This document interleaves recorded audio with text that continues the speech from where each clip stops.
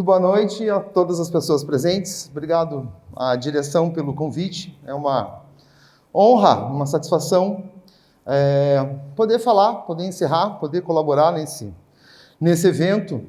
A gente não tinha combinado anteriormente, minha visão é um tanto crítica. Até ontem, num momento, o slide, o Berhan falou, talvez a experiência do MAP Bioma seja tratado, né? Na palestra de hoje, mas eu talvez surpreenda. Dá para apagar essas luzes aqui? Eu vou falar enquanto a outra disciplina, professora, né? Como convidado da outra disciplina. E quando eu já como promotor, aos mais de 40 anos, fiz um doutorado em ecologia aqui na UEM, eu trabalhei com a tradução entre os conhecimentos. E tenho trabalhado exatamente na comunicação entre linguagens que às vezes se fazem muito especiais e não se comunicam nem com as pessoas, de modo geral. No direito isso é absolutamente comum. As pessoas falam de forma a não serem compreendidas. Talvez para justificar que tem alguém traduzindo aquilo para o normal. E em toda especialidade tem isso. Então, numa proposta de tradução, que eu falo, para explicar o direito, até porque quem faz geografia faz uma ciência. Existe uma coisa chamada ciência do direito, mas não se encaixa no conceito mais amplo, mais restrito, aliás, de ciência. E para começar, então, o primeiro preço, para começar é o reconhecimento do fato, usando os termos adequados atualmente. Claro que Aristóteles se referia só à metade do gênero da espécie humana. Seres humanos são animais que vivem necessariamente em comunidade. O Mowgli, o Robinson Crusoe, qualquer outro personagem que vive isolado é exatamente um personagem que vive isolado. Todas as pessoas vivem num contexto. E romanos explicavam direito também, usando onde havia homem para os romanos, mas onde há ser humano, há sociedade. Assim como onde tem abelha, tem colmeia, onde tem... Todos os seres, na verdade, vivem em comunidades. Dá para dizer, onde tem ser, tem interação. O direito é o nome que se dá às atuais interações entre seres humanos. Para outros mamíferos, as interações intraespecíficas têm outros nomes. Interação intraespecífica. A nossa é o direito, com sua complexidade, por conta da complexidade da cultura do ser humano. Mas onde há ser humano, a sociedade, onde a sociedade é direito. Dá para dizer, onde a sociedade há Estado, onde a sociedade há governo, onde a sociedade há política, onde a sociedade há o que acontece. Então, o direito é uma consequência da própria existência das pessoas enquanto um animal político positivo. Eu quero aproximar assim, o direito da geografia enquanto conhecimento. Inclusive, na original tinha um símbolo bem retinho de igual, mas eu falei, não, mas para geógrafo igual tem um significado muito específico. É melhor achar um semelhante que não comprometa, não me comprometa perante cientistas. Aí ficou meio artístico o semelhante, mas enfim, há várias características entre animais até dissociados que são nossas, que são próprias. E vocês convidaram um promotor de justiça para falar sobre fiscalização ambiental e territorial. Apropriado porque fiscal é exatamente o nome que se dá à figura do promotor de justiça em toda a América Latina. São os promotores, são os fiscais. Fiscal, em outros lugares, na Itália, existe Na verdade, a função de promotor sempre foi, em algum momento, o rei acusava e julgava, e ninguém defendia. Teve um momento que alguém falou, mas eticamente isso não é razoável. Então o rei não acusa mais. Alguém acusa em nome do rei. Esse é o Ministério Público. É quem acusava no nome da autoridade estatal, que aí vai ser submetida à autoridade judicial. São todos poderes delegados do poder, são do poder. E em outros lugares se chama exatamente fiscal, ou o que persegue, o promotor, o procurador promotor de justiça nos estados, procurador da República, que é o Ministério Público de primeiro grau na Justiça Federal. Mas procurador tem vários procuradores que confundem um tanto. O Ministério Público, que é a fiscalia no sistema do Brasil, da Constituição Federal de 88, é uma instituição permanente, essencial à função jurisdicional do Estado. Em algum momento, já se ouviu falar que a imprensa... Tem uma velha fórmula que a Constituição de 88 repetiu, que é a divisão do Estado no poder legislativo, no poder executivo, no poder judiciário. E sempre se teve uma discussão, mas a imprensa é o quarto poder. Ou o Ministério Público é o quarto poder. E, na verdade, o Ministério Público está lá. Ele é essencial à função do Estado, né? Defende a ordem jurídica, regime democrático e direitos sociais. Ao contrário de promotores em outros lugares, no Brasil, o Ministério Público também defende interesses sociais indisponíveis. Não só processa criminalmente práticas criminosas, né? Que é a origem da função. Inclusive, né, existia a ideia de que o Ministério Público evoluiu de defensor dos direitos do rei, que era o procurador do rei, aos direitos do povo. Não era esse texto que eu queria achar, chamava assim, Ministério Público, de defensor, de procurador do rei a procurador do povo. Ou a história de um feitiço que virou contra o feiticeiro. Nessa mesma publicação que era a revista do Direito Achado na Rua. Mas, o Ministério Público é, segundo a Constituição Federal, uma das 4 funções associadas à justiça. Alguém só pode julgar se alguém acusar, seja o Ministério Público, seja uma advocacia. E depois alguém ter a defesa plena, seja pela advocacia pública, quando o Estado é réu, as pessoas que podem pagar por um advogado, ou a Defensoria Pública que defende pessoas que não têm condições ou interesses também coletivos. Sem essa interação de pelo menos 2 dessas partes com alguma das outras 3, a justiça não funciona. Então faz parte disso, né? Faz parte de um sistema que é o sistema judicial, estatal, criado, e eu vou fazer várias referências, né? Porque é a regra que vale para tudo, vale para número de faltas ao final do ano, né? As possibilidades de interação entre um professor e aluno em sala de aula, tudo é regulado. Se a gente pensar, tudo é regulado. Enfim, talvez o lugar do direito que mais se aproxime da geografia é esse conceito.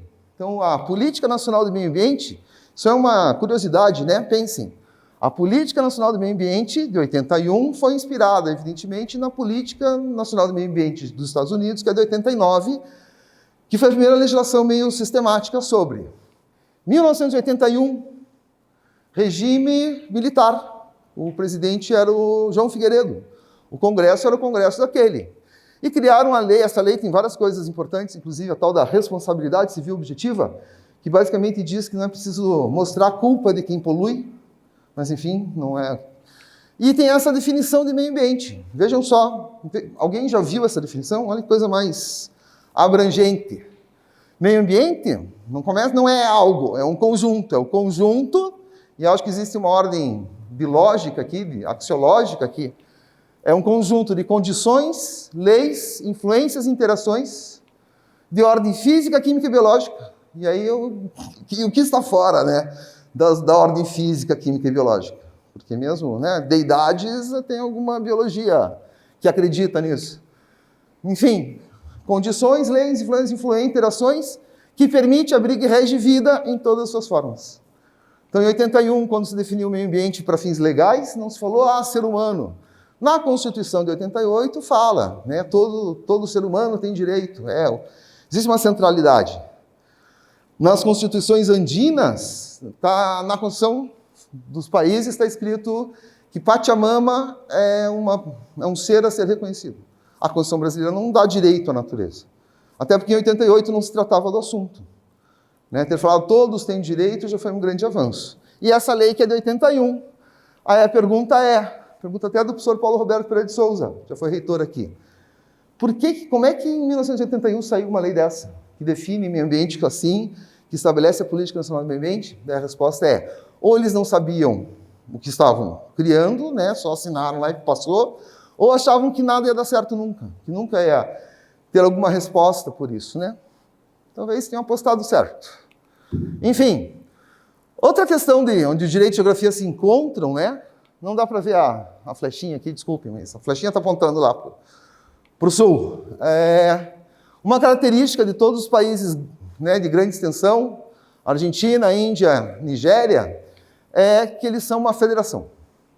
Federação é uma daquelas antigas fórmulas também de gestão de território, de países, que quando o país é muito grande, ele é dividido em esferas de poder. Apesar da China ser um país unitário, que é o contrário, todas as outras grandes países de grande extensão são federações, em que você tem um governo central e o governo provincial, ou estadual, são divisões administrativas, né? Na Nigéria, na Índia. O Brasil, ele tem algo a mais, que são os municípios. Então tem o centro, né, a União, existem os estados e existem os municípios. E dá para ver aqui a concentração, né? Onde tem mais município. Que é uma característica, né? Isso aqui é geografia, né? Aliás, a nossa ocupação é da topografia, né? As cidades aqui da região todas foram construídas em cima do lugar em que topógrafos disseram, para cá é Pirapó, para cá é Ivaí, para cá a estrada segue aqui, a cidade vai ficar em tal lugar.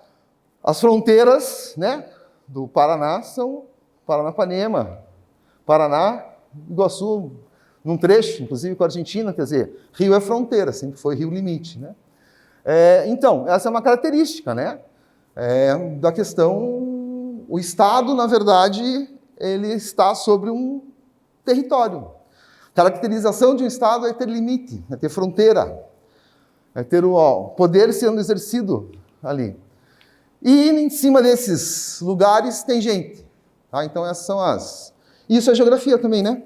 O direito regula as pessoas, também a relação das pessoas entre si. Mas basicamente, como as pessoas se relacionam. Né? A definição de direito né, como as pessoas se relacionam. E a finalidade, artigo 3º, pulei aqui, né, artigos da Constituição. O artigo 3º, então, o artigo 1º diz o que é, o 2º diz, legislativo, judiciário, estabelece as regras básicas assim, do artigo. O 3º fala para que serve. Então, o objetivo fundamental da República Federativa do Brasil é uma sociedade livre, justa e solidária. Garantir o desenvolvimento nacional, daí já entra o desenvolvimento nacional como uma política, erradicar pobreza e marginalização e reduzir desigualdades sociais e regionais. Promover bem todos, sem preconceitos de origem, raça, sexo, cor, idade, quaisquer outras formas de discriminação. Então, esse é o objetivo da República. Da República significa da União Federal, dos estados, dos municípios, né, do geral. O que inclui tudo, né? Na verdade, a Constituição ela é a base onde todas as outras regras se embasam. Enfim, eu acho que a comunhão do direito e da geografia é que os dois agem sobre a paisagem, sobre as pessoas que estão ali no lugar e sobre o lugar propriamente dito. O direito regula, ou deveria regular, regulamenta a ocupação, ou os exercícios de atividades. Né? E, portanto, esse é o lugar aqui uma homenagem ao Mauro Parolin, né, que é um dos geógrafos que interage com o direito, né, nesse trabalho aqui que mostra a bacia do Ivaí, tem sido usado com as comunidades. E eu antecipo e vou fazer de novo o convite, na sexta-feira, agora, dia 8, vai ter a 5ª oficina. Não é à toa, né, que esse conceito vem da geografia. Então, foi uma geógrafa que falou, não, vamos usar o conceito de paisagem, porque a valorização primeiro ia ser valorização... Não era paisagem, era um outro conceito que foi trazido. Falou, não, vamos trabalhar com a paisagem do Rio Ivaí. Né? Em São João do Ivaí vai ser a 5ª oficina, cujo objetivo é fazer educação ambiental para municípios do Vale do Ivaí. No caso agora, mais concretamente, ameaçados por barragem. Né? Enfim, e é um outro espaço, né, em que direito e geografia certamente interagem. Assim como, evidentemente, na que foi falado ontem, né, no automonitoramento, enfim. Tratando de fiscalização ambiental, agora, né, tentando atender exatamente a proposta, na Constituição, pulo de novo para a Constituição, ela estabelece que tanto as 3 entidades federadas, a União, os estados, o Distrito Federal vem junto, e os municípios, isso é uma particularidade do Brasil, o município é uma entidade federal, Eu pulei ali, mas segundo o artigo 18, são autônomos. Então, cada um manda em partes do... Né? Existe autonomia sobre, por exemplo, o uso do solo do município em relação Estado-União. Alguma das atribuições comuns a todos é proteger documentos, obras, bens e valor histórico, artístico e cultural, monumentos, paisagens, naturais notáveis, sítios arqueológicos. Proteger meio ambiente, genericamente, né? A gente viu a definição do que é meio ambiente. Combater poluição em qualquer de suas formas, também de forma absolutamente genérica. Preservar florestas, fauna e flora. Registrar, acompanhar e fiscalizar concessões, direitos de pesquisa de recursos hídricos e minerais. Existem outras, vejam que eu pulei para o 3, pulei depois para o 11, mas essas são algumas das atribuições que tanto municípios quanto estados e a União têm sobre áreas, né, de interesse ambiental mesmo. E esse é o artigo que, em 1988, ele foi de vanguarda, né? Foi a primeira Constituição que tratou disso como um direito fundamental. Fundamental porque ele é um direito essencial à saúde e qualidade de vida. Então, é um direito das pessoas. Então, essa é uma fórmula, parece uma oração, né? Todos têm direito. Então, quando fala todos, está incluindo, é absolutamente inclusivo. Se quisessem restringir, esse é um princípio de interpretação de lei, de hermenêutica. Se está escrito daquela forma, é porque escolheram aquela palavra. Então, quando diz todos, é todos, que você não entendeu. Todos. Inclui, né? Todos têm direito ao meio ambiente ecologicamente equilibrado, que quer que seja isso. Bem de uso comum do povo, ou seja, o meio ambiente não é de ninguém. Ele é de comum do povo, essencial, saúde e qualidade de vida, impondo-se, né, sendo uma obrigação, e a gente vai falar depois disso de poder público, e ontem foi falado de poder público, e a coletividade, defendê-lo e preservá-lo para as presentes e futuras gerações. Daí aqui, então, a Constituição de 88 incorporou a fórmula mágica do desenvolvimento sustentável. Tem até uma apresentação que é exatamente sobre todas as leis que, em algum momento da lei, fala presentes e futuras gerações. Então, tem uma promessa, né, do desenvolvimento sustentável. Toda lei que é isso, né? Que é falando as palavras mágicas. O que é esse negócio de desenvolvimento sustentável, ninguém chegou a nos mostrar. Existe, mas é uma fórmula que, em sendo exarada, em sendo pronunciada, meio que justifica qualquer coisa. Enfim, daí então existe essa obrigação, né? Inclusive para as futuras gerações. Isso realmente foi em vanguarda, 35 anos atrás. E aí tem as várias obrigações, e eu estou sem a continuidade, né, do parágrafo 1º, então existe uma série de... Né, eu fiquei só com os verbos, mas preservar, fiscalizar, definir, exigir, controlar, promover, proteger, manter. Mas sim, são as... E está isso no artigo 225, todo mundo tem acesso. São as obrigações, né, que o poder público tem. Então, as pessoas podem demandar do poder público que faça, que defina, que exija, que controle, que promova, que proteja. Então, o poder público é obrigado a fazer. A Constituição dá uma ordem, né? Isso é imperialismo, né? Uma ordem, incumbe. Estou dizendo, incumbe. Então, existe essa obrigação. As pessoas podem ser... O poder público pode ser cobrado por isso. E quem é o poder público? Né? Bom, mais especificamente, eu vi que teve um mini curso sobre licenciamento, né? Sobre resgate de fauna. A regra, volto para a Constituição, um pouco anterior, trata um capítulo que fala sobre a ordem econômica, ela é fundada na valorização do trabalho humano, livre iniciativa. Está escrito ali, livre iniciativa. Tem, por fim, assegurar a todos existência digna conforme estamos assegurados. Depois dos princípios, para o fundo. É assegurado a todos o livre exercício de qualquer atividade econômica. Isso aqui foi muito reforçado com uma lei federal do governo anterior, que é a Lei de Liberdade Econômica, que não exige mais de uma série de empreendimentos, uma série de documentos que existiam antes, então ficou mais fácil ter alvará e funcionar. Independentemente de autorização de qualquer atividade econômica, independentemente de autorização de órgãos públicos.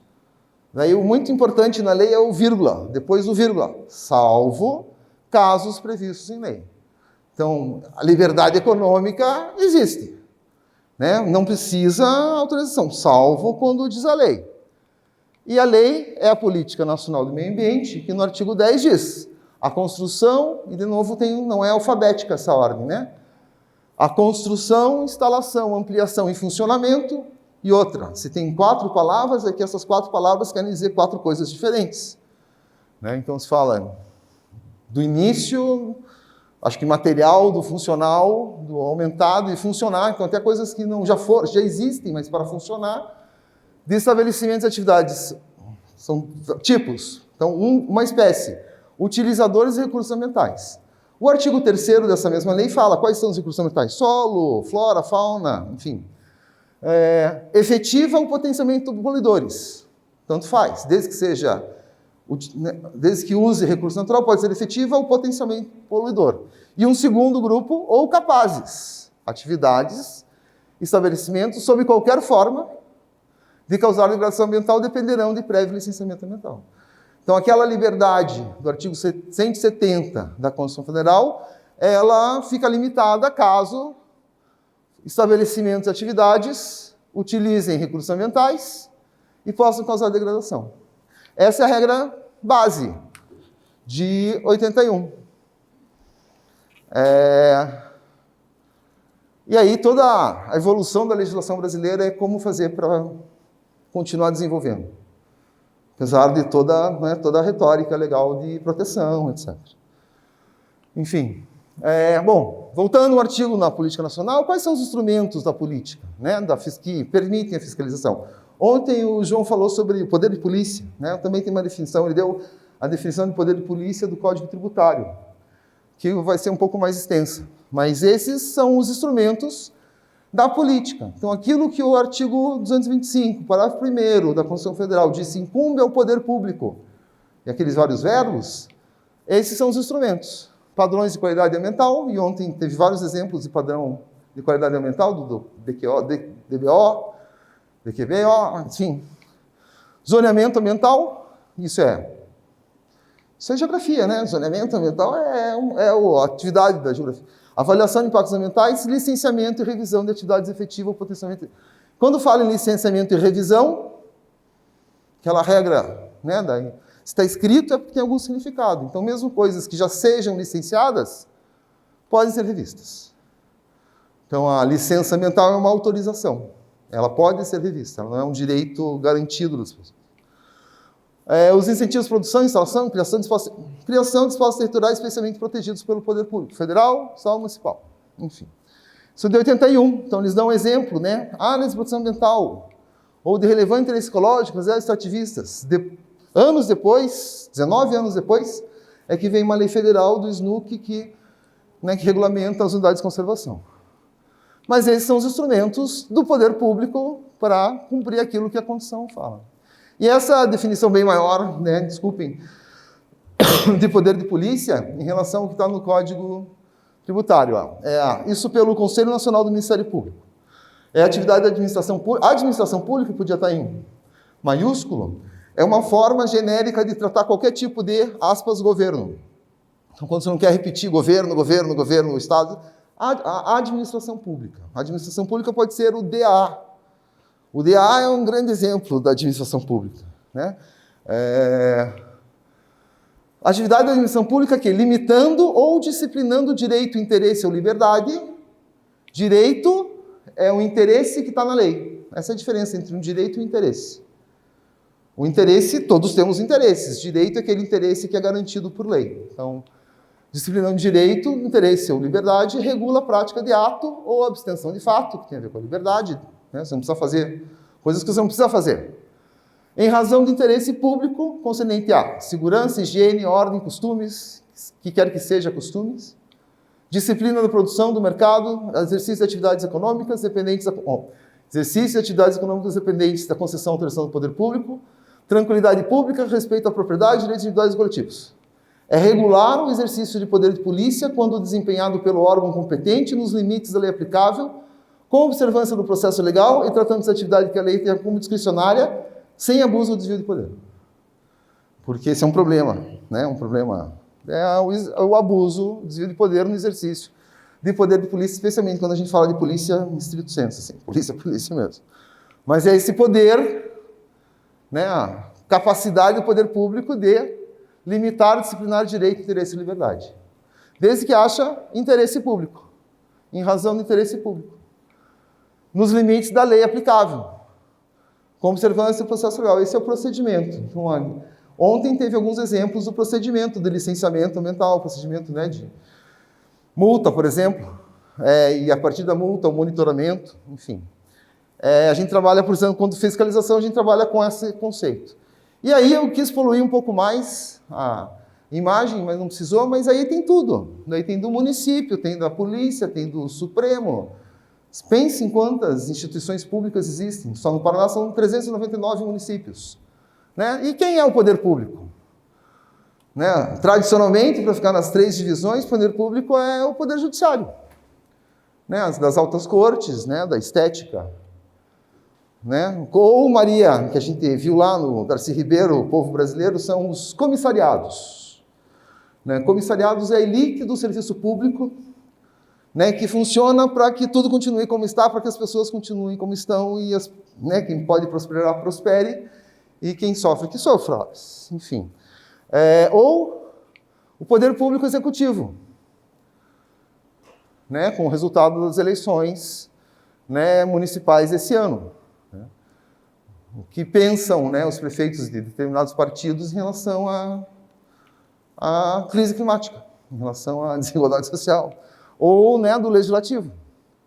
Né, quem são? Né, tem uma frase famosa do Ulisses Guimarães, é que a tendência é sempre piorar na composição do legislativo, mas são as pessoas né, que mudam leis. Enfim, o poder público a quem serve o poder público. Né? Enfim, então dentro desse universo, né, institucional, vamos pular para a paisagem. Então, a paisagem do Paraná. E é claro que isso né, não é isso que é ilustração. Verde, todo mundo conhece isso, né? Verde é floresta. Né? Aqui não mostra a divisão da floresta de araucária, mais alta, mais fria, da pluvial, estacional, semidecidal. Mas essas manchas brancas são os Campos Gerais, os Campos de Guarapuava, os Campos de Palmas. Né?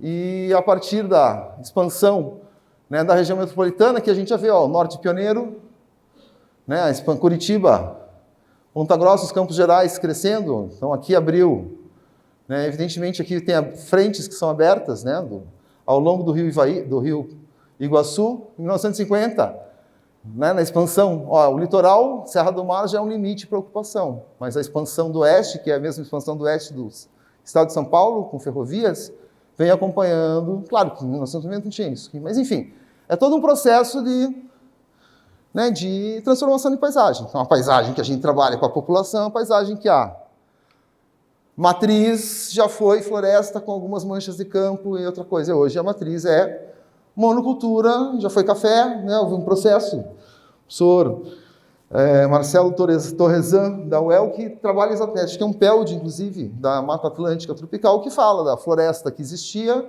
com a população que vivia embaixo disso, anos depois, aquele mesmo lugar com café, né, mas todas as plantas associadas ao café, porque a matriz energética do café era trabalho, então tinha que ter comida, tinha que ter sombra, e depois a associação ainda da ex-floresta, plantação de café com sua diversidade para a monocultura, seja cana, seja soja, seja pasto, e a questão demográfica associada a isso. Né?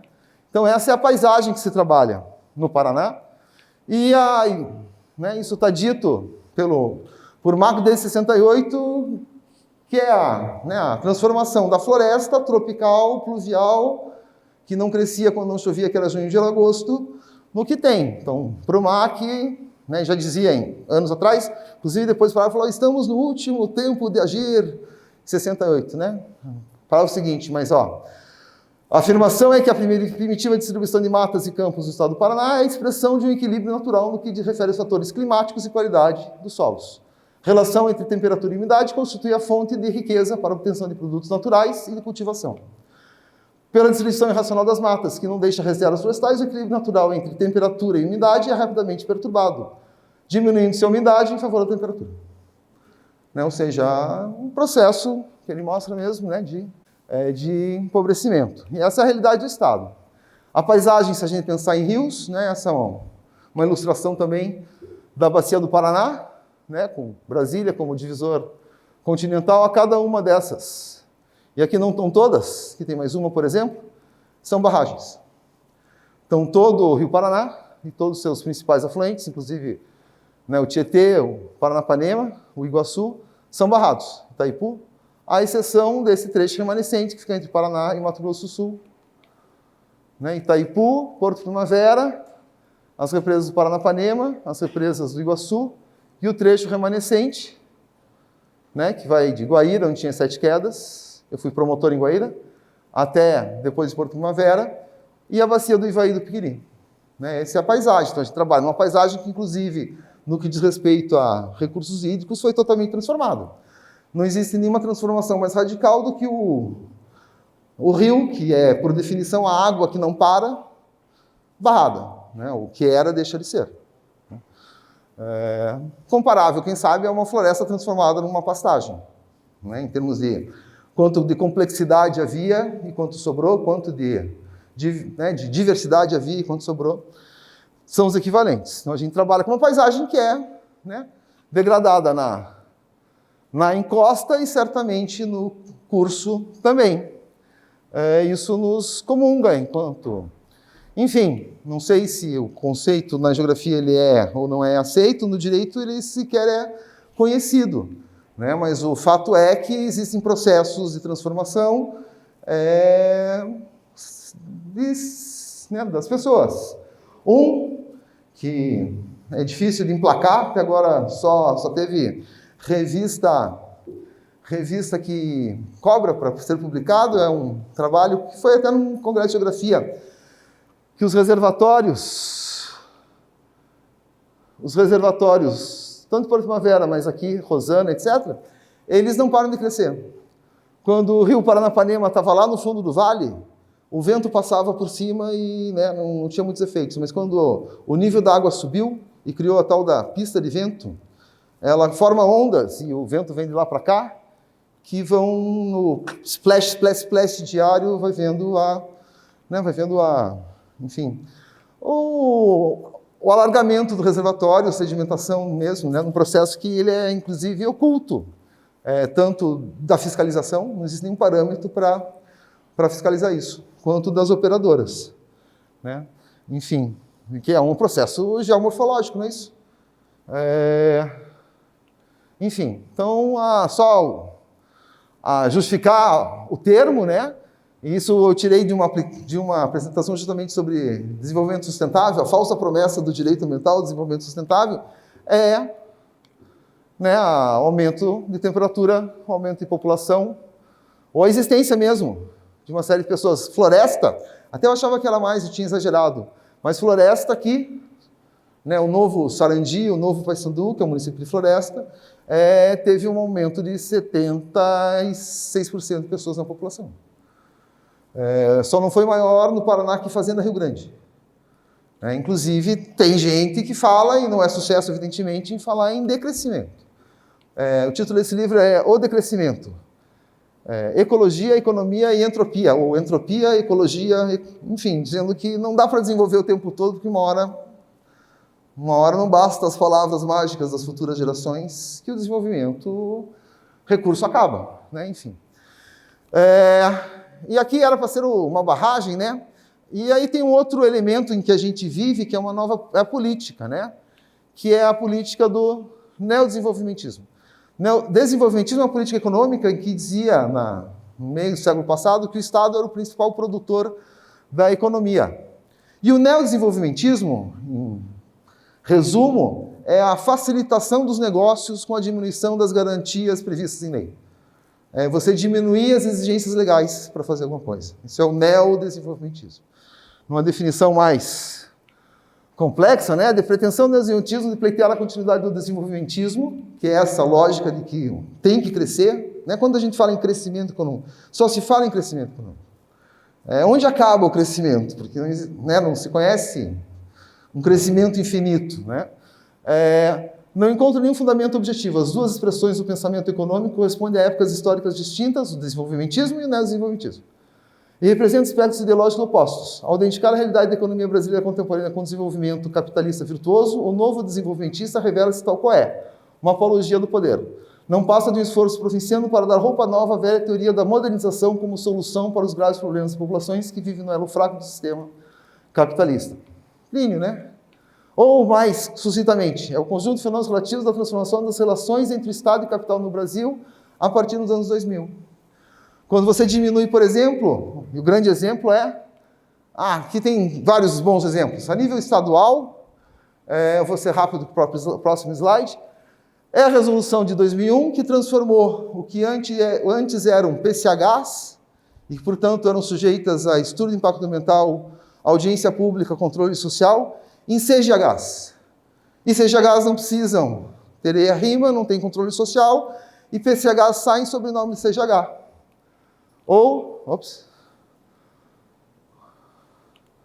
Ou a resolução, né, que foi debatida recentemente, né, pela CEDEST, que estabelecia diretrizes e critérios gerais para o enfrentamento da situação de emergência e, como primeira providência, alterava o coeficiente para cálculo de vazão mínima outorgável em corpos hídricos superficiais de domínio estadual de 5, de meio até 8. Então, justificado pela situação de emergência de seca, a ideia e a normativa da Secretaria de Desenvolvimento Sustentável foi aumentar a vazão outorgável. Essa foi a proposta. Ou mais recente ainda, uma resolução da CEDES que estabelece normas, critérios e diretrizes para o licenciamento ambiental e outorga de uso de recursos hídricos de empreendimentos e atividades de agricultura e maricultura, facilitando, diminuindo a proteção, por exemplo, por contaminação ou qualidade de água. E o título, preste atenção no título dessa próxima imagem, Estado simplifica o processo de outorga para os recursos hídricos na agricultura. Ou seja, a gente tem o poder público, que é o responsável pela fiscalização, promovendo a agricultura. Inclusive, eu faço homenagem aqui ao Paulo Roberto Castella, que é um grande servidor público que faz anos está na geladeira do Estado, que muitos anos atrás ele já dizia que ele estava cansado de ir em reunião de governo em que o secretário de Agricultura queria mais agricultura, o secretário de Transportes queria mais transportes, o secretário de Indústria e Comércio queria mais indústria e comércio e o secretário de Meio Ambiente não queria incomodar ninguém, como política ambiental. Então, assim, eu faço uma proposta, desculpe, professores, talvez do grupo que não imaginassem que fosse tão crítica a minha postura, mas eu falo isso com uns 30 e poucos anos de trabalho no Ministério Público. Acho que a gente tinha que, como reação a essa realidade, inclusive funcional, uma proposta da gente usar dois conceitos. Eu sei que Boaventura está em desuso pela conduta pessoal, mas que é a lógica da gente fazer um uso não hegemônico dos usos hegemônicos. Um grande exemplo disso é assim, todo o sistema da Política Nacional de Recursos Hídricos, que é de 1997, que foi estabelecido para que a bacia funcionasse através da cobrança pelo uso da água, no Paraná não funciona desde 97. Então, o conceito básico que é a descentralização, até hoje, existe uma secretaria executiva para todos os comitês de bacia que fica no IAT. Então, não houve essa descentralização, porque não há interesse do poder público de fazer a cobrança de quem usa recursos hídricos, que são os usuários. Inclua aí Copel, Sanepar, cooperativas, indústrias de grande porte. O poder público, que tem o dever, ele, na verdade, a ideia é usar os meios da lei, que são os meios hegemônicos, isso quer dizer, para o desenvolvimento, quem sabe. E existe uma frase bacana, quis trazer de novo o professor Paulo Roberto Pereira de Souza, que outro português fala que as normas de proteção ambiental surgiram não em decorrência de reivindicação das pessoas, dos sujeitos, mas em consequência de uma revolta do objeto. Que é uma coisa de adaptação. O meio ambiente falou, não, mas alguém vai ter que se opor à lógica que permite tudo. O grande exemplo disso, o maior exemplo, talvez tenha sido até uma reação quando se tentou implementar o Código Florestal, é a alteração que houve no Código Florestal brasileiro. Por aqui vocês podem ter uma noção de quantas leis foram revogadas. Então, aquele Código 65, que foi referido ontem, ele foi modificado em 1989. E estabeleceu o código anterior, que era o que se conhecia. E o Código Florestal novo, que é exatamente isso, foi no primeiro governo Lula, o segundo governo Lula, né, no legislativo com a aliança do Partido dos Trabalhadores, da bancada evangélica que já existia e a bancada ruralista que já se exigia, acabou-se com o Código Florestal, inclusive criando a figura que hoje está sendo discutida, inclusive para fins de demarcação de terras indígenas, que é a do tal do marco temporal, consolidando situações a 22 de julho de 2008. Né? Então, se essa situação for anterior a 22 de julho de 2008, então pode. Né? Mas, quando se fala no trabalho de geógrafo, né, essa é uma missão, talvez, que se a geografia e o direito possam se associar, para fazer um levantamento, que nunca ninguém fez. Desde 2008, quem trabalhava com o Código Florestal antigo e se frustrou com essa, né, está chorando ainda, né, a perda do instrumento e nunca foi lá. E então vamos ver. Então vamos pegar o Rio Pirapó ou qualquer outro rio e vamos medir e ver qual era a situação em 22 de julho de 2008. E se não for o caso, a pessoa tem que restaurar. Ou se for o caso, fazer o que for necessário. Né? Basicamente, vamos a campo. A ideia é, vamos a campo. Vamos pegar o que sobrou da legislação e vamos a campo. No caso do Paraná, por exemplo... não. Aqui eu quis dar um exemplo de APP. Esse é um exemplo de quando o Código Florestal foi aplicado. Esse aqui é o rio Piquiri. Esse aqui é o rio Xambrê. É o último afluente grande do rio Piquiri antes de chegar no Paraná.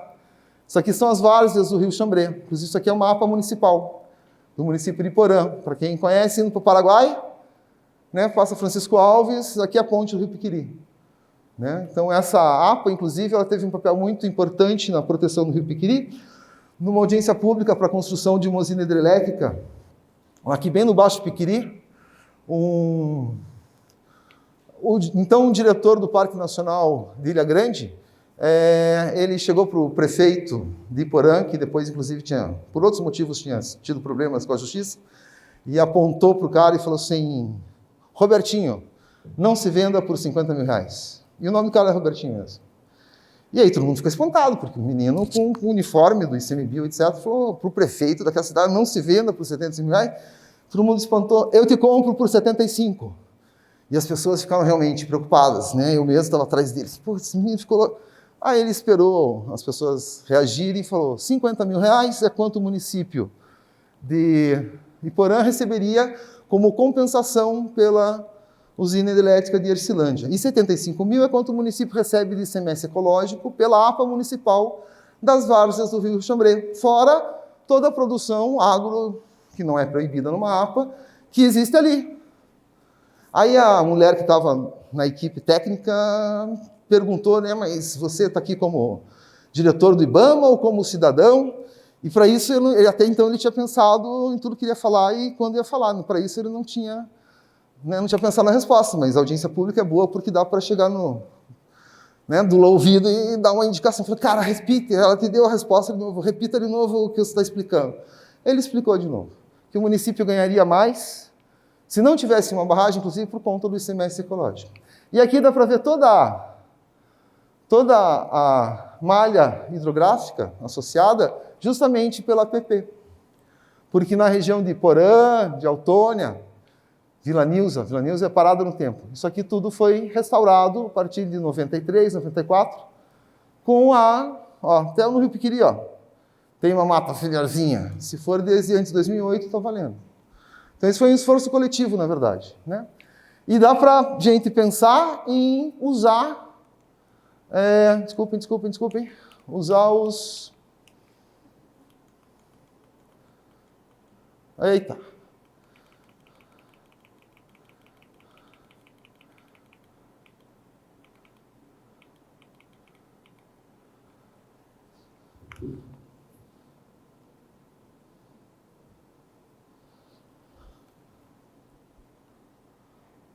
Assim como nunca foi feito no Paraná, e quem sabe quando o professor Eduardo disse que vai para São João do Ivaí, a gente pudesse ver o tanto de... Quais são os topos de morros, e montes, e montanhas e serras? Porque a definição disso, depois do Código Florestal, tem a ver com o rio mais baixo, uma inclinação X, que também não vai ser ninguém do direito que vai saber o que é um topo de morro, o que é uma PP de encosta, o que é uma declividade de 25. E todas essas áreas, elas não estão ditas, não estão expostas, ninguém sabe se são ou não são áreas de preservação permanente. Acho que esse é um universo, eu não digo nem no mercado profissional de geógrafos, não é a minha área, mas uma área de atuação em que geógrafos são absolutamente necessários é para a gente saber daquilo que continua sendo como uma área de preservação permanente do Código Florestal. Quem vai descobrir se é, por exemplo, áreas delimitadas a partir da curva de nível correspondente a 2/3 da altura mínima da elevação sempre em relação à base? Não vai ser o juiz de direito, não vai ser o policial militar, não vai ser o promotor de justiça. Acho que essa é uma possibilidade que está a quem está aqui mesmo, enquanto geógrafo, para ver como existe assim. A gente perdeu muito no Código Florestal, mas ainda tem no Paraná possivelmente tem algo a ser recomposto. E outro instrumento, que estava lá, inclusive, na Política Nacional do Meio Ambiente, é a Lei da Unidade de Conservação. Que aqui, inclusive, quando falei com o Itamar, onde o direito e a geografia se encontram, o mais evidente é na lei do SNUC. Até porque a Unidade de Conservação é um espaço territorial. Recursos ambientais. Vai voltar lá na última? Em cima? Desculpem, pessoal. Está acabando. Tem que acabar. Enfim, daí para falar um pouco de unidades que temos por aqui, essa é um exemplo, o remanescente do Rio Paraná. Então aqui é Itaipu, aqui é Porto Primavera. E a mobilização da comunidade regional começou em 1994, os municípios de Autônia, São Jorge de Patrocínio, e antes era Vila Alta, agora chama-se Alto Paraíso, criaram em 1994 a APA Municipal da Ilha Grande, porque o Rio Paraná é a divisa dos dois estados, Paraná e Mato Grosso do Sul, e o canal de Talvergue, que é o ponto mais profundo do rio, é o divisor entre os estados. E o canal, chama-se Canalão, está aqui. Então a Ilha Grande é bem do estado do Paraná. Não é da União. O rio é um bem da União, mas a Ilha Grande está no estado do Paraná, porque a fronteira começa mais para baixo. Eles criaram a APA Municipal em 94. Em 1997, quando se decidiu que não ia ser construída mais uma usina hidrelétrica, que preencheria todo esse varjão aqui, até Porto Primavera, foi criar, o governo federal queria criar uma unidade de conservação e pensou num parque nacional. Só que um parque nacional com 240 quilômetros é muito caro, por ter sido desapropriado. Então pensou-se numa área de proteção ambiental. E aí os municípios de Autônia, São Jorge e Vila Alta foram para Brasília, bateram na porta do ministro, dizendo, APA eu criei em 1994. Então se vocês querem criar uma unidade federal aqui, vamos recriar o Parque Nacional de Ilha Grande, que quando existia 7 quedas, era o Parque Nacional de 7 quedas, que tinha 7 quedas. Para quem não conhece, não viu nem imagem de 7 quedas, eu não tenho nenhuma aqui, era uma coisa parecida com Foz do Iguaçu, só que não era tão alta. É uma barreira ecológica, mas não era tão alta. Em compensação, o rio é 20 vezes maior. Então, eu uma vez tomei o depoimento de uma senhora em Guaíra que falou, depois que o rio ficou quieto, porque quando acabava a última rádio sertaneja, assim, no fundo da noite de Guaíra, o rio continuava... As pessoas cresceram com aquele barulho. E um dia o rio ficou quieto, porque a queda de nível foi superada. Enfim, aí foi recriado o Parque Nacional de Ilha Grande. E em termos de ICMS ecológico, o Parque Nacional de Ilha Grande paga a saúde dos 3 municípios e o resto fica para investimentos, por exemplo, em pavimentação de estrada rural. São Jorge de Patrocínio é um município que tem, não sei se viu, Itamar, que tem placa na estrada rural, Estrada Juranda, Estrada das Flores, Serra das Flores. O município tem dinheiro para isso. Aqui foi criado como compensação, inclusive se isso aqui foi admitido uma compensação por Itaipu, Porto Primavera, que é 14 mil hectares maior o lago e produz 15 vezes menos energia elétrica, tinha que ter uma unidade de conservação equivalente, que é o Parque Estadual de Vinhema. Que de todas essas unidades é que funciona melhor, porque o Parque Nacional de Ilha Grande não tem visitação. E no Parque Nacional de Vinhema tem, inclusive tem pessoal de observação de pássaros, etc. Enfim, isso é uma conquista regional, que deu problemas associados. Quem se esforçou para tirar o gado da ilha e tal, não imaginava que ia ter uma Camboriú na beira do rio. Com seu esgoto, com a pior, com o sertanejo associado também. Enfim, esse é um grande exemplo de esforço regional disso. Também, Aqui é Paranavaí, isso aqui é o Paranapanema, o reservatório de Rosana, aqui é o remanescente do Paraná. Paranavaí, que chega, portanto, chegava até São Paulo, tem uma baciazinha que é a área de proteção ambiental do Ribeirão Araras, que é o manancial de abastecimento. E é vizinho da cidade. Então, a malha urbana está do lado de cada rua, do outro lado da rua. Até teve uma negociação para os proprietários poderem usar uma parte do terreno, e o resto manteve-se com a atividade agrícola. E Paranavaí não teve água, né? não teve falta de água superficial para prover a população. Inclusive, agora tem um projeto de ter uma bacia um pouco maior, que vai até o Paranapanema, que é a bacia do Caiuá, para ser uma APA também, porque é o futuro manancial. Só que a maioria dessas cidades aqui, acho que quase todas essas cidades aqui, tem uma característica, né, muito peculiar. Toda a água vem, é água subterrânea. E todo esgoto também é subterrâneo. Isso no arenito, né? Isso é um problema de décadas, assim como erosão, enfim. Ou, propriamente dito, eu chego no final, a criação da desconservação tem sido uma alternativa do movimento Pro-Ivapiri, que é um movimento, portanto, ele não tem uma organização efetiva, que discute, né, a não construção de barragens na bacia do Ivaí do Quiri. Né? Teve alguns episódios já. E em 2018, numa discussão com os empreendedores, era para ter uma PCH no meio do rio, no Rio Ivaí, o prefeito de Jardim Alegre saiu da reunião e sabendo, né? Inclusive, assim, que uma PCH não gera nada para o município. Né? Um dos incentivos para construir uma PCH é que você não compensa nada. Né? E todas as questões econômicas, que eu não quero fazer outra palestra aqui, mas o Paraná exporta energia elétrica, a energia elétrica exportada não tributa. E, basicamente, o que resolveu muito município resolveu não anuir era a pergunta: quanto está a hora trator aqui na sua região? Vamos dizer que a hora trator tivesse R$120. Todo mundo sabe o que é a hora trator? Hoje, né, a agricultura é a hora trator que é investida. A pergunta era: quantas horas trator ficariam embaixo d'água? E onde o tratorista gasta o dinheiro dele? Estava chamando o agrotóxico de defensivo para, né, angariar aliados. Mas, pô, e quantos... Enfim, é uma questão econômica. Os municípios perdem dinheiro com o aproveitamento hidrelétrico. O Paraná perde dinheiro com isso. Em compensação, com a APA, o município de Jardim Alegre começou a ganhar cerca de R$350 mil por ano por conta da APA municipal do Pindaúva e Ivaí. Dinheiro que é utilizado na educação, na saúde e recuperação de nascentes. Enfim, o trabalho desse movimento, que é o Pro-Ivapiri, está baseado nos princípios de novo, Política Nacional de Meio Ambiente, que é o último dos princípios, que é esse aqui, ó. Educação ambiental a todos os níveis de ensino, inclusive da comunidade. E essa é a ideia, para que os prefeitos, né, soubessem do valor, do lugar deles e possibilidades, capacitaram para a participação ativa. E aqui é a demonstração, né, uma das pessoas que estava com aquela tarjeta, que eu espero ter passado rápido o suficiente, e depois eu quero apagar, por favor, para deixar nos anais do Congresso, para não dar problema, numa reunião em 2021 em Florianópolis, falou: essa aqui é a realidade do potencial energético do Paraná. Com as usinas hidrelétricas, Itaipu, parece que é tudo igual, né? Mas essa aqui é Itaipu. E essas aqui são as do Iguaçu. Ou as PCHs, aqui no Rio... fugiu. Né? Nos afluentes do... Ou aqui, né? Essas duas aqui foram, né, já defendidas no Piquiri. Ou hidrelétricas no Ivaí.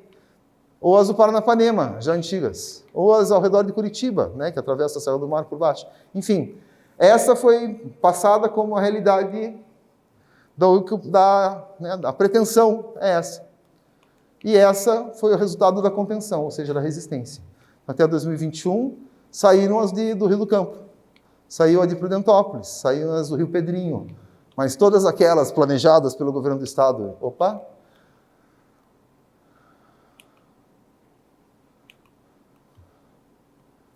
enfim.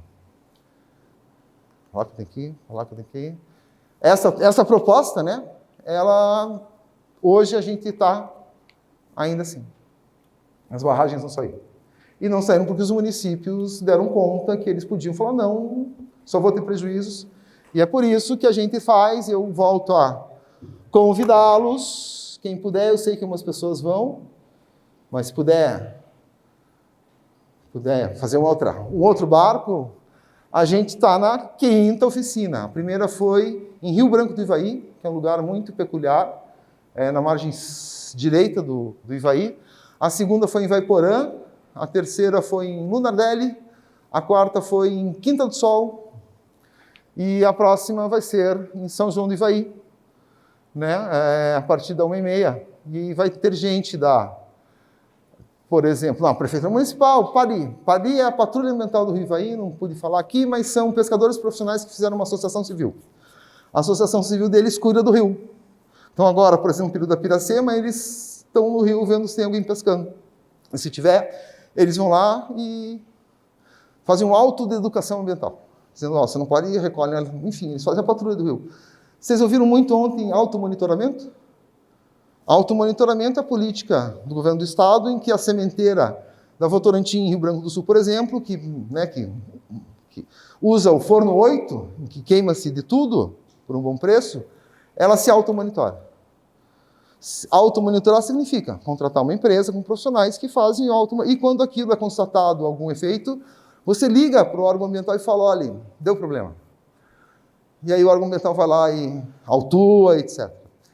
Bom, se isso vale para a sementeira, a gente fez um trabalho, inclusive eu conheci o Berrando disso, vamos fazer automonitoramento dos pescadores, deixa que os pescadores cuidem do rio, porque eles têm maior interesse nisso. Então esse é o meu trabalho da patrulha, né? Do movimento. Então, a gente descobriu que as crianças do Centro de Convivência de Lunardelli fazem uma superversão acelerada de como pode um peixe vivo ver fora da água fria, que é muito bacana. Enfim, vai ter um evento, gente da UTFPR, gente da Unespar, gente da UEM, do Nupélia. Tem uma diretora de uma escola estadual que é doutoranda em História aqui pela UEM.